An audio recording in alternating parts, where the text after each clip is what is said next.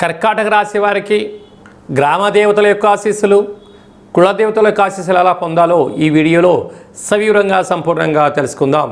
కర్కాటక రాశిలో ఏ నక్షత్రాలు వస్తనగా పునర్వసు నక్షత్రంలోని చివరి పదం 4వ పాదము, పుష్యమి నక్షత్రంలోని 4 పాదాలు, ఆశ్లేష నక్షత్రంలోని 4 పాదాలు కలిపితే కర్కాటక రాశి. రాశాధిపతి చంద్రభగవానుడు.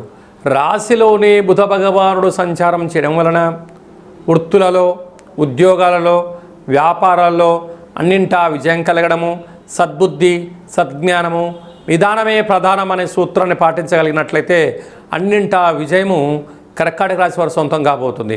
2వ స్థానంలో కుజ భగవానుడు మరియు కేతు సంచార స్థితి ఉండడం వలన, కుజదోష ప్రభావం కారణం వలన మీ జన్మ నక్షత్రం రోజున అష్టమి పూర్ణిమ తిథులందున దూరావాయు జల ప్రయాణాలు పెట్టుకోవద్దు.